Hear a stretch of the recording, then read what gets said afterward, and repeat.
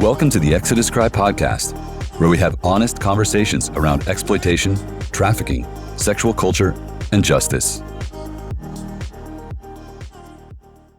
Olivia. Hello. Welcome to our podcast. Thank you.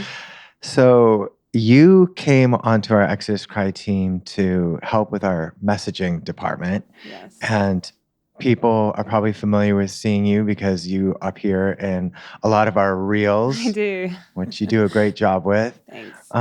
Talk about for a moment what it's been like for you joining the Exodus Cry team and like working in the messaging department where we're just so focused on this season in addressing issues pertaining to the porn industry and just some of the destructive sexual things happening in our culture right now.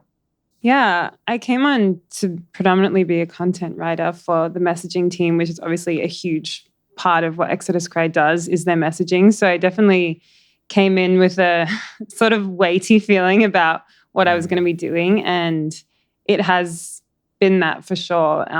Our marketing team, our like digital social media side is like a huge part of the face of Exodus Cry. And so, yeah, it's tough when we're talking about such serious issues and so continuously. We have conversations a lot about people following and unfollowing us based off, the intensity of our content and what we're putting out there. And so we have a lot of discussions about how we can package information in a way that is accessible and shareable, but that's also sharing like the truth of trafficking, the truth of what's happening in the porn industry and in our culture. And so it's kind of a struggle we have throughout the day, each day, but I think we do a really good job of walking that line, and sometimes we get it wrong. And, but yeah, so. There's a lot of discretion that's needed when it comes to discussing these issues because, we want to be true to the story that we're telling and the reality of it, and we don't want to sugarcoat, but there's also we have to be mindful of a larger audience that isn't living in this space and could be affected in a negative way by overexposure or something that's like really triggering to them. So it's an important consideration, and I feel like our team does a great job. I feel like you guys do a great job with that. Yeah. Thanks. Is there anything that's like grabbed a hold of your heart since joining Exodus Cry, and in terms of just the different messages that we've been getting out, the different things that we've been highlighting? Is there anything in particular that like grabbed your heart? Definitely childhood exposure to porn has been a massive thing that I had honestly not given a lot of consideration to and serious thought before I joined the team at Exodus Cry. And like I joined predominantly for my heart for trafficking, and then obviously seeing the links and the exposure of just over-sexualized world, and then realizing how many children are being exposed to porn and the type of porn that they're being exposed to has just been mind-blowing for me. And it's something I wish that it would capture the attention more than I think it is, because it's a huge issue and it's a conversation being had in other countries, like age verification of viewers. But in the US, it still feels like it's a long slog to get there. And it's scary to hear about, the kinds of thing that kids are seeing. And being the one that attends to our Instagram, we just have story after story after story, like tragic stories from children themselves who have been exposed to share about their sexual abuse that happened as a result of kind of being groomed through porn, or parents who write into us. We just recently had someone write in sharing about their son's suicide and how he just had like this massive addiction to pornography that consumed his life. And he was, like a straight A student, he's head of his, sports team, and just how they saw this spiral happen inside of him because he was hiding his porn addiction and he was like a young teenager, So it's a big issue for sure. Yeah, that was a really, really tragic and heartbreaking email to hear from a mother writing about her, was he 15? Yeah, I think Yeah, so. her 15-year-old child, full of life, no previous issues, very sociable, top of his class, to go down that spiral of pornography consumption and addiction, shame, isolation, and ultimately taking his own life. To hear that from the perspective of a mother was just so heartbreaking. And she also wrote that email in the larger context of thanking us for the work that we're doing. So it felt so unexpected. I remember reading that and just thinking this was going to be an encouraging email. I know. And then like when she shared that, it was just like, wow. And it really does make you realize the stakes that we're dealing with, because sometimes people talk about pornography as like, well, it's not harming, if you're not harming someone, but really, yeah, by consuming porn, you may not be harming somebody in a direct way per se, but there's several other layers of consideration there. One of them being what you're exposing yourself to is actually harming someone. It's harming you. Yeah. And especially underage children, and it just, it makes the work all that more significant. Definitely. And I mean, what's interesting about her story is she was like, we were parents that were vigilant, that are aware of exposure, that were careful about phones. And she was like, it's an issue beyond even your ability to parent, because it's so accessible and you can't be around your kid at every single moment of the day. It's totally unrealistic. And so, yeah, it was just it's a very like sobering example of the kind of worst case scenario from that kind of situation. So, yeah, very sobering. When we think about childhood exposure to pornography, part of what I think about, I mean, several things come to mind. One is most men who we think about as having a pornography addiction or pornography problem started when they were children. yeah. And so, that's a years long battle for a lot of men. Mm-hmm. And just knowing what goes along with that, oftentimes erectile dysfunction, feelings of shame, self-isolation, inability to, perform sexually in a relationship, so many layers of consequences for that is, really breaks your heart. But to think about the consequence of it, but then lived out over years. But then I think about the actual scenario where a child is exposed to pornography. And just lately, I've just been observing some photos of my youngest child, and he just has the most beautiful face, and you just want to eat him up. He's so adorable. He's so cute. Yeah, he is. And so the thought, of like that innocent child on one hand, and then over here, when I think about the things that I've been exposed to related to pornography, just in the creation of our documentaries and highlighting all these stories that we talk about and the various deviant aspects of violence and exploitation and the graphic nature of it all. So there's like one hand, there's like this reality over here, and then Dostoevsky says the presence of children heals the soul. So there's something very precious and powerful and healing about children and being in the presence of children, and something so innocent about children, and and but then thinking about putting those two things together, I know. they don't mix. Just like as a parent, I'm like so protective in that sense of like Yeah. not wanting my children to be exposed to that. And yet to realize that this is the reality for so many millions of children around the world today because of a lack of protections for kids online. Yeah. And that's been one of our big campaigns these past couple of years, the Protect Children Not Porn campaign. You've been really involved with that as well. Yeah.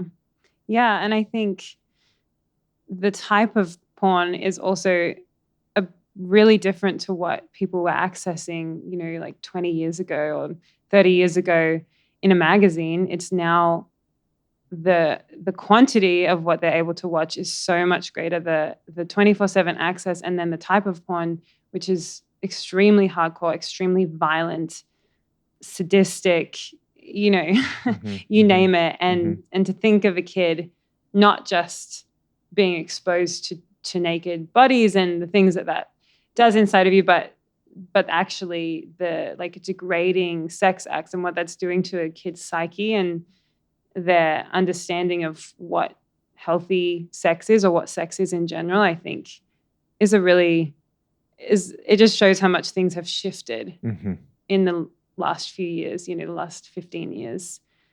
Yeah. And I think I'd be interested to hear, speaking of your kids, some of the conversations you have had with them, being, knowing what you do, wanting to protect their innocence. What has that looked like for you with your kids? Yeah. Well, first of all, I haven't had enough of those conversations. I feel like it's important to keep that as an ongoing conversation as opposed to a one-time thing. So my approach has been, I look for teaching moments. Sometimes I'll sit my kids down and be like, we're going to have a talk, Yeah. But mostly I just look for teaching moments. And I think for me, one of the most helpful ways to talk about this that I think just about anyone can glean from is this idea of bodily autonomy. So really learning to like accept your body in all of its parts and to understand your own, like having like the, boundaries over your body, your protected space, and assigning value.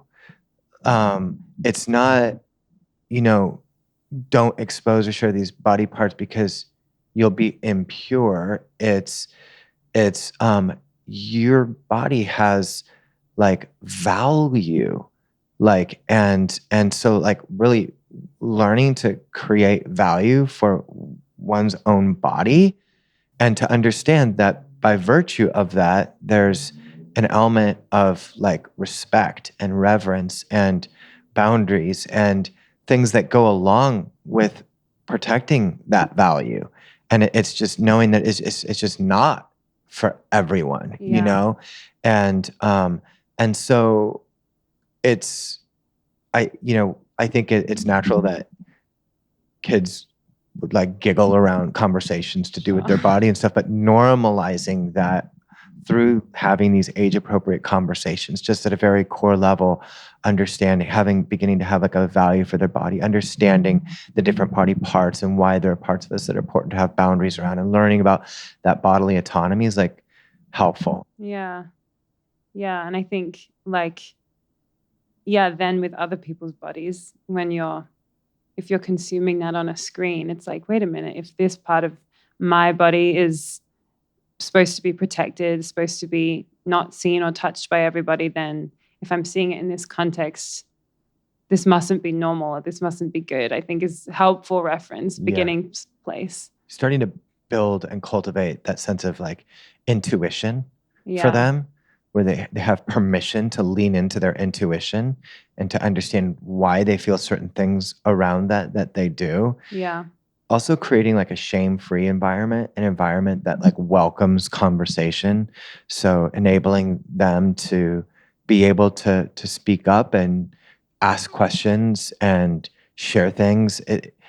there's always going to be an element of that is maybe a little bit awkward, Yeah. for them. But as much as I can, I want to encourage it, so that they don't feel, because it's a normal part of like growing up. And the thing is, like, especially for those of us that have grown up in like faith communities, the message really was the messages around gender and sexuality like virtually were like non-existent in terms of any kind of like healthy discourse. The one message that was consistent was, the one thing that you learn about sex is just don't do it. So it's not super helpful, especially as like you're growing into your body and there's, all kinds of different hormones and you're going, curiosities and all these things. And this one part of yourself that becomes like a very like powerful driving force during that age, the only message is just like, don't do it. It doesn't leave room to work through like all the like emotional and physiological and psychological aspects of what human sexuality is and the gift that it can be. Yeah. And so and the thing is, if it's if it's not perceived as a gift that can be this thing, then it can be anything, Right. And so I think a lot of times people who have grown up like in purity culture will go from one extreme to the other, where it's like, okay, the only message is just don't do it. And then like a lot of people will just, if that's the only message, that's not realistic. And they just go, completely Right. the other way. Or the message becomes so deeply internalized that it's like, don't do it, don't do it, don't. Or here's the thing, like Sheila Gregor talks about this in her book, The Great Sex Rescue. She talks about this thing of how in purity culture, you are not supposed to have sex. And then when you get married, you are supposed to have sex. And so it's almost, there's almost this expectation that you're just going to flip the switch Right. when you do get into like a marriage relationship. And oftentimes when purity culture has been so deeply internalized that becomes extremely inhibiting towards being able to open up and experience the gift of sexuality with your marriage partner. And then that has Totally. consequences.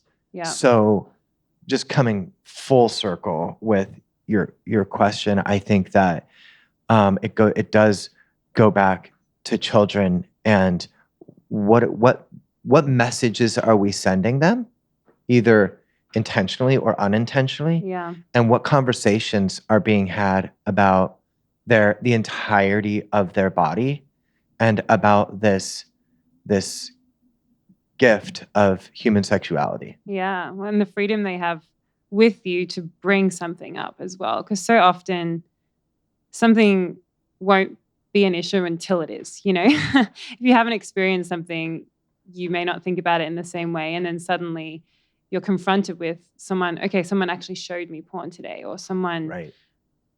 Overstepped a physical boundary. And in those moments, then having the freedom to come and say, hey, this is what I experienced, or this is what I felt when that happened. I'm confused by that. I think also having, like, I grew up in what I would call like a purity culture and not talking about sex a lot. And I think, there could be a lot of shame around just even having a sex drive or experiencing sexuality in your day to day. And because of that, you don't want to talk about it. But actually, it's so good to talk about. It's so helpful to be able to ask questions, to be honest about how you feel, and to not feel shame around the fact that we were designed to be sexual. Totally. It's in our nature, it's in our humanity, and it's a beautiful, powerful, incredible thing.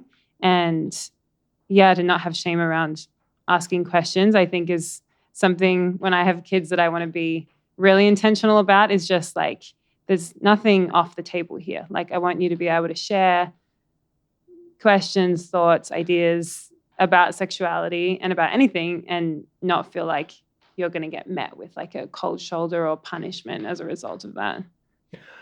I like what you said about just building a framework for kids. So if they are exposed to something, at least there's some kind of framework. Right. I think the innate reaction to being exposed to graphic, hardcore sexual content as a child is instantly shame. And also like a mixture of feelings like arousal and confusion and shame. Yeah. Of like, this like deep awareness of I'm seeing something I should not be seeing. And so if you've had those conversations to normalize like these aspects of our body and sexuality and all those things, at least you're providing your child some kind of framework to interpret what's happening, and then hopefully the freedom to come in and process that with you. Yeah. Yeah, I think that's a really helpful piece to this. Definitely. And I mean, on the flip side of that, if it's not spoken about, like porn will be the sex education that most kids have. So when there's silence, they're going to learn it from somewhere. Silence at home or in school, or and oftentimes that's through porn, and it's such a destructive form of sex education because it's completely unrealistic. First of all, it's inherently, a lot of it is very violent, which is also not what healthy sexuality is. And then there's also extreme inequality in terms of like gender roles. Most oftentimes women are the victims of violence, men are the perpetrators of violence. So it's sending so many unhealthy messages. And one thing that there's been a couple of articles come out recently about this idea of like choking and non-consensual choking that's happening in teenage and like young adult ages of, guys and girls that are getting into relationships, and they'll be kissing and then suddenly a guy is choking a woman without having said anything to her. And it blew up on Twitter a while ago. There's all of these girls sharing their stories about, I didn't know what to say. I thought maybe I'm supposed to enjoy this, and depending on your level of what you feel confident in actually speaking up when you're in a relationship, that can be, girls wanting to impress a guy or feeling like, okay, I have to be normal with this, when actually like strangulation isn't normal. And that should be something that is off-putting, especially as the first time you're experiencing something. But a lot of girls either feeling like they have to go along with something, or when they say no to the guy is shocked. He actually like genuinely didn't realize he was doing something dangerous or that the girl wouldn't like. And I think that's such a porn-informed perspective, and something that we're seeing in younger ages because these kids have had access to that kind of porn their whole lives, and that's like really troubling. It's troubling from like a health perspective. It's like there are so many issues with strangulation, and there are women that die in these scenarios. There's an article in the UK of like over 100 women who have died through strangulation in sex because they didn't, of course you don't have medical experience, you don't know where you're pressing, what you're pressing. And I think that's just like one element of a generation that is growing up totally receiving their sex education through violent porn.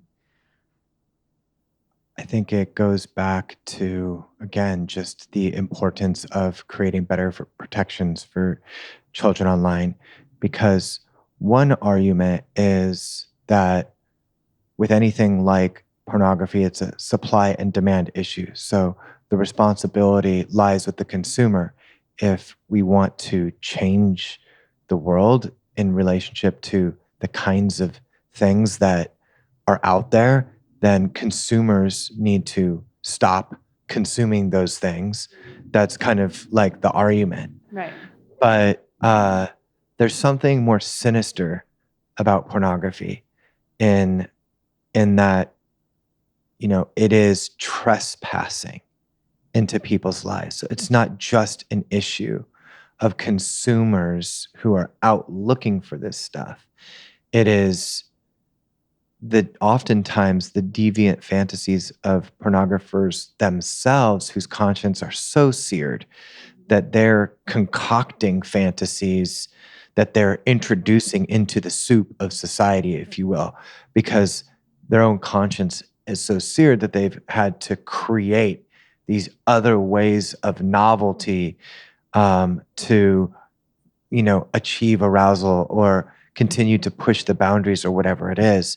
So oftentimes it's their own deviant fantasies that are being perpetrated on society, but in particular on children, because it's you can't put the child in the role of the consumer as though they bear some responsibility in this Yeah. equation and in this transaction that's happening. Children should be able to get online freely without any threat of being exposed to this content. But that's just unfortunately a sad and tragic part of our world today, is that those protections don't exist. Yeah. So, yeah, so if a child is exposed to something like, women being choked out in the context of sex, and he internalizes that or she internalizes that from a young age, by the time they do reach, go into their adolescent years, into their teenage years, as they start to get older and develop and begin to experiment sexually, that is going to seem like a perfectly normal experience, not having much awareness of the physical dangers that go along with that.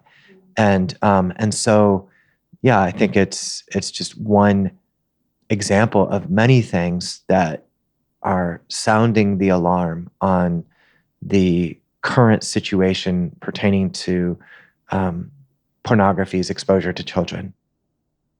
Yeah. And I think as well, when porn is sold in magazines in a store, as it used to be, there is a natural protection of a kid walks into a shop, he shouldn't be able to get a pornography magazine unless he has his ID and so there's a protection there, and the internet has advanced so quickly with so little protections put in place that we've had in our standard non-digital world for such a long time. And it can feel radical for people to even suggest that we would verify the age of consumers, but we've done that for a long time in a number of other areas. If you want to buy alcohol, you have to show your ID. If you want to buy porn magazine, you have to show your ID. And so moving that into an online world is so logical and almost basic. And obviously it comes with, issues and implementations a little bit different, but it's so important because, as you said, it's not like a kid walking into a store and saying, I would like to buy this magazine. It's like I'm scrolling on the internet, looking at games and having, video games become sexualized and be turned into porn. And suddenly I'm seeing something I wasn't expecting to see.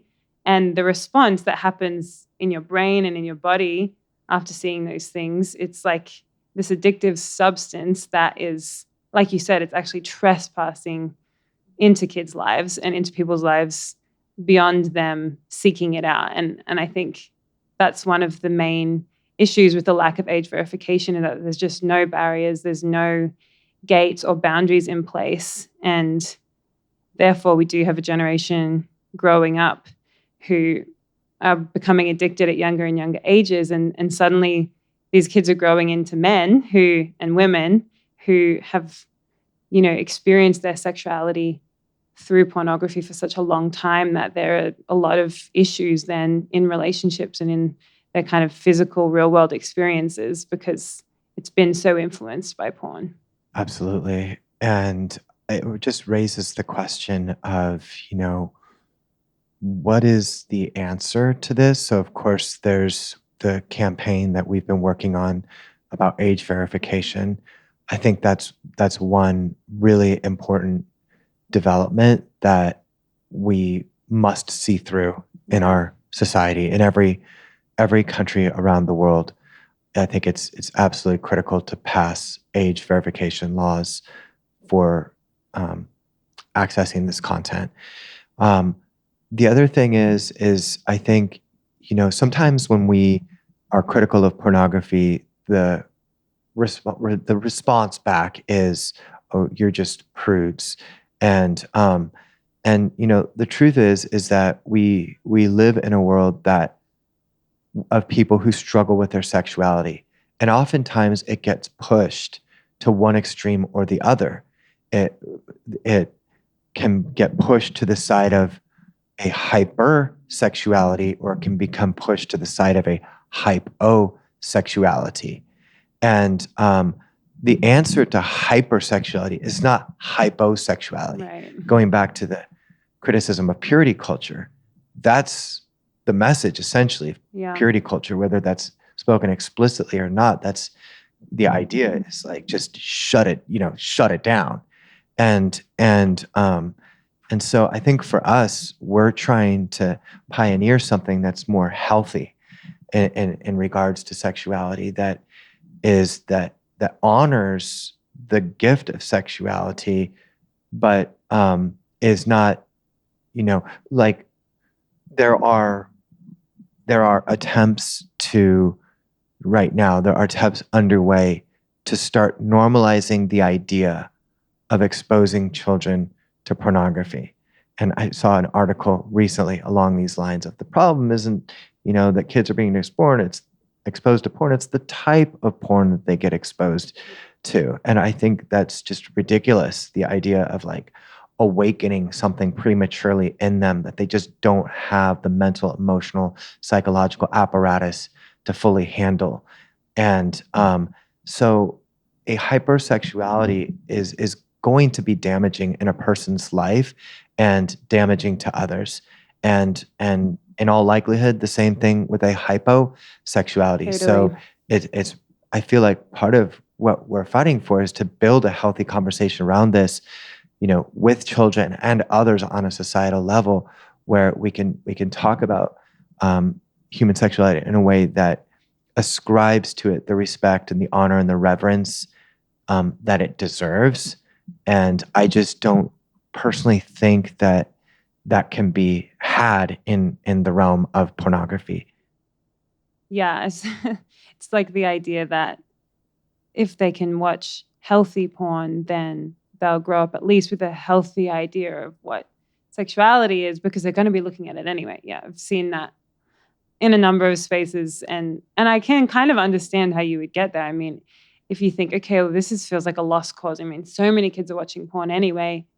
What if they're watching porn where they saw the discussion of consent, or, things like that? But it's still, like you said, it's like the solution, I don't think, is to expose kids to these like very still graphic and intense images and imagery that is really more than their brains are ready to comprehend, or what they're ready for in real life. And so but it is about not swinging the other way and just having like, don't talk about it, don't think about it, don't look at it, because, well, kids are talking about it, they are thinking about it, and Yeah. and they do want to know more. And so finding that balance of, like we were saying, like introducing them to sexuality and in ways that are age appropriate. And the thing is, it's not straightforward. Like, that's a difficult balance to find. It's why people swing the pendulum, because they find it, well, it's just easier if we don't talk about it. But the reality is, and what we've seen from history, is that silence doesn't work. And because people are experiencing their sexuality in their lives day to day anyway. And so actually just being able to talk about and have the awkward conversations, or have the difficult conversations where you're going back and forth on, what is healthy, what is loving, what is good and powerful, and the context which that exists in. And yeah, and I think it's not straightforward. It's not like, here's the simple answer, but it is, the answer is to be able to be in a more central zone where we understand that we are sexual beings. We understand that it's a beautiful thing, and that also we understand that it's not for every context. Yeah. And we don't need to be so exposed and so obsessed with it. Yeah. Hi guys, this is Benji Nolot from Exodus Cry, and I'm just so excited to announce the release of my new book called Raised on Porn. This is something that I've been working on for the past 10 years and just excited to get it into your hands to help deepen your understanding of porn, its impact on our world, on our lives, and what we can do to heal from it. And so I think you're going to find this to be an extremely insightful and helpful resource, whether you are somebody who is struggling with porn consumption, whether you're a parent and wanting to help have better conversations with your kids and protect your kids, whether you're an educator, whether you're in a relationship and this has in some way affected your relationship. I think this book's going to be a super helpful resource. I wrote it in such a way to be that resource that I wish was there when I started into this. So it's both comprehensive and in-depth. And if you're looking for a one-stop shop, so to speak, I think this is that book that you can get a hold of that's really going to give you the big picture and an in-depth way of how porn is affecting our world and us as individuals and our relationships and our children. And again, what we can do to heal, to find freedom, to better our society. And so I encourage you, get a hold of this book, Raised on Porn, and share it with a friend as well. Thanks so much. There's so much carnage right now on our planet as a result of a fractured sexuality, and as a result of porn's impact on our culture. And so if you're somebody who's been in a relationship and, and you suddenly discover that your partner has this whole secret life and history of pornography consumption, and you find yourself in the middle of that crisis, where do you go with those feelings? Like you need to be able to enter into a conversation where you can start to, unpack this stuff in a greater way. And the same thing, if you're a parent, I mean, I've had so many parents contact me in the crisis of I just figured out my child was, watching pornography. I found all this stuff on their phone and what do I do, And so I think for us, like facilitating conversations like this, to invite people into the conversation who have in some way, shape, or form stepped into, the crisis of a broken and fractured sexuality. And I'm just giving a couple examples, but there's so many situations. Yeah. And again, the answer to the hyper is not the hypo, and vice versa. It's how do we take a more values-based approach to sexuality that starts with this is normal, it is a gift, and therefore should be treated with respect. So that's for me, like that's my starting point when I think about human sexuality, whether or not I'm in any way engaged in a sexual relationship, just objectively having a view and an understanding of this. And so it's not just like when you become sexually active, you should be thinking about these things. You should be thinking about these things way beforehand to prepare yourself. There's a biblical principle, which I think probably also is ascribed to in many cultures around the world, just the basic concept of guard your heart. So there's something just very, primal about like protecting one's heart, like just not giving it away to whoever. And in that season of guarding your heart and preparation for hopefully finding a partner and a committed relationship, should be developing ideas about what human sexuality is. And for me, I think there are like 3 core values that I think are like important to help sort of like govern our sexuality, to keep it on the rails, so to speak. Yeah. One is mutuality. Mutuality is the idea of creating space for each other, combined with empathy. So it's not just me trying to get something over on you, which I think is a lot of what's in the hookup culture, is like, I'm trying to get somebody to do something. So it's this idea, if I can get you from first base to second base, well, I got you to second base. That was better than first base. But did I get a home run? So it's this idea that you're pressuring somebody into something. That is for your personal achievement. Right, for some personal sense of like either an ego stroke or some personal sense of like self-sexual gratification. One of my big criticisms of hookup culture is that it's not really set up for women just biologically. It's like there's there's something that it's really favors, predominantly the male perspective when we talk about like what hookup culture is.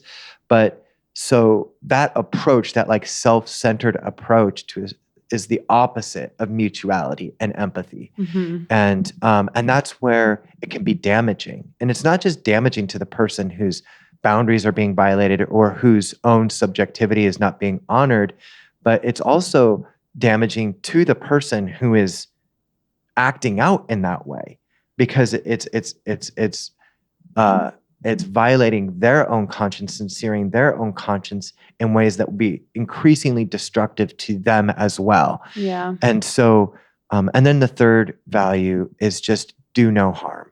And so I think for me, like those are, the context of human sexuality is normal. It's a gift. It has value. It should be respected.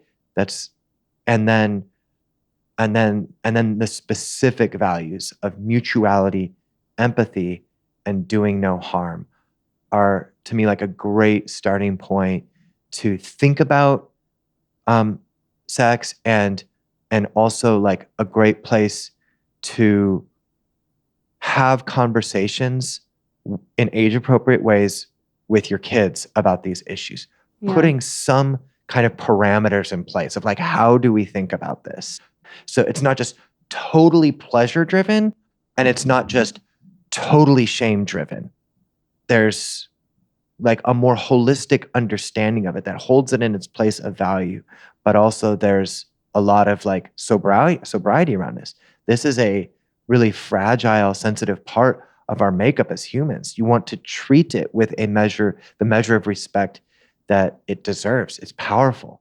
Yeah, I love that. Like actually ascribing specific core values around sexuality. It's so helpful in like framing it and helping to have an understanding. I think, consent being such a big word that's being used at the moment, which is great. It should be used because there's such a lack of consent in so many. I mean, in sexual abuse, that's, the crux of it is that there is a lack of consent. Therefore, you've been violated by somebody else. And I think that mutuality aspect is so important because, there's so much within sex. And I think it's not just yes or no, I want to have sex. It's like, what within that am I okay with, and am I willing to explore with this person?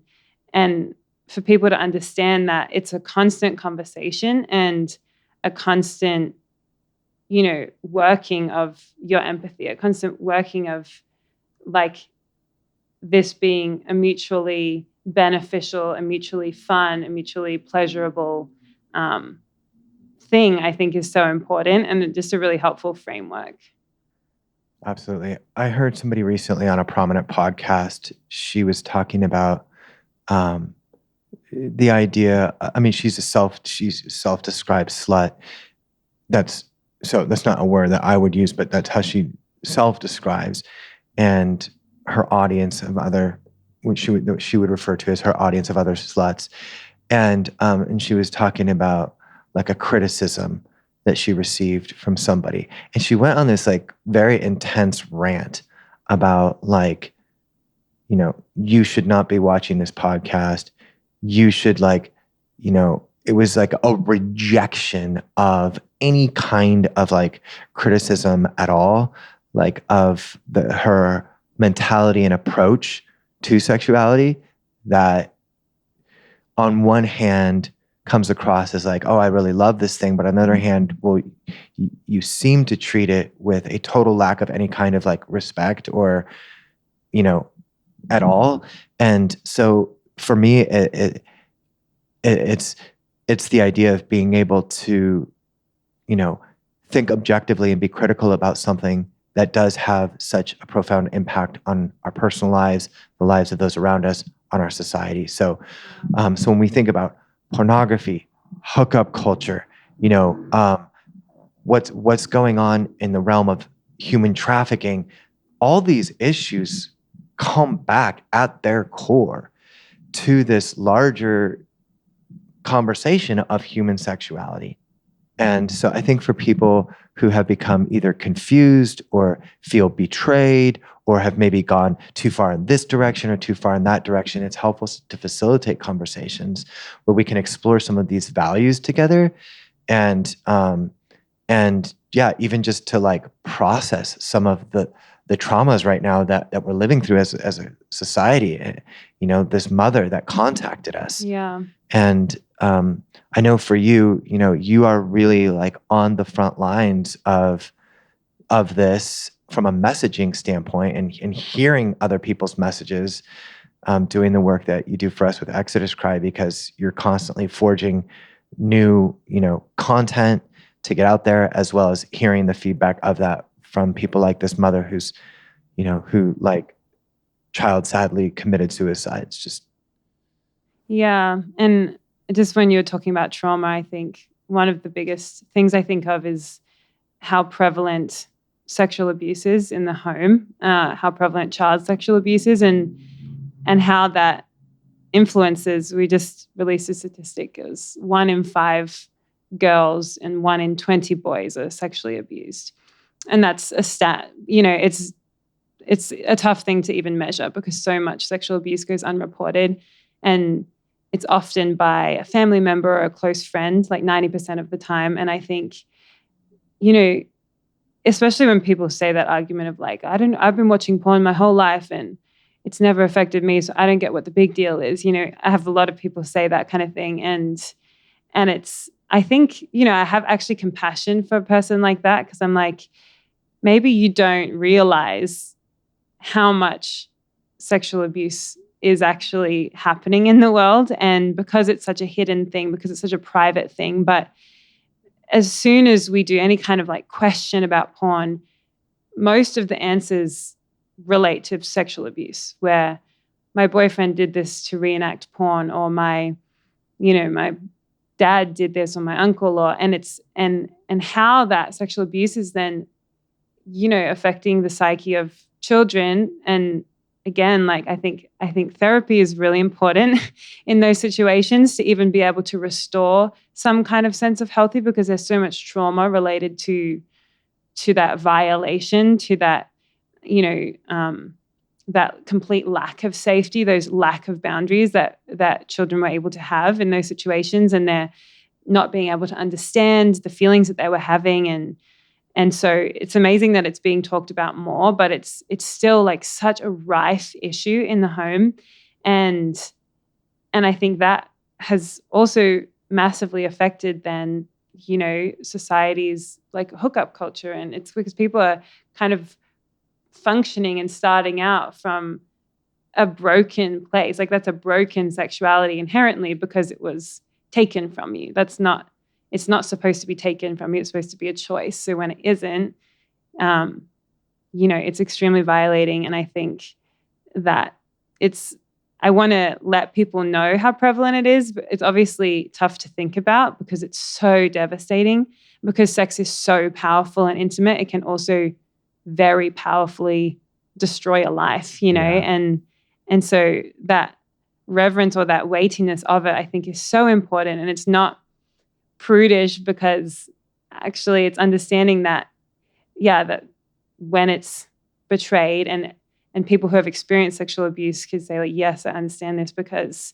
it is like to the core, such a deep scar that often lasts a lifetime, you know, and it takes people a long time to ever even talk about it. And I think the more we can have conversations about sexual abuse and and understand and get help in those areas, I think it helps this conversation as well because it's so prevalent. Yeah. Yeah. I mean, I think of, I think of the man who feels totally rejected and isolated and desperate in the context of his marriage and is resorting to pornography consumption and feeling the shame of that. Where is somewhere he can go to plug into a conversation to help him frame and understand his own experience? I think of, the wife who discovers her partner's, secret life of pornography consumption and the feelings of betrayal trauma that are a result of that, and just her whole world feeling turned upside down. And my heart goes to that person and wanting them to feel like they can access a conversation that's going to help frame what they've been through. For the teenager who is trapped in a cycle of pornography consumption because it was never talked about in the home, and now he's curious, but he's found himself in this vortex of consumption and shame and confusion, and where can that person plug into a conversation? And so Yeah. I don't know that this podcast is for everybody, but I think there's enough people out there that are struggling right now, and I think it's really worthwhile for us to be having these conversations that they can step into. And I think that Raised on Porn, our documentary, is also a really helpful resource Definitely. for people, as well as my book, Raised on Porn. All these conversations that we have on this podcast are somewhere in that book. Yeah. And you've done an amazing job with our reels and our messaging at Exodus Cry. And I think it's been, just great to sit down together and hear more of your perspective on these, really weighty issues that we're tackling. Thanks, Benji. You can check out all our podcast episodes, articles, and films at exoduscry.com and join the daily conversation by following Exodus Cry on all major social platforms.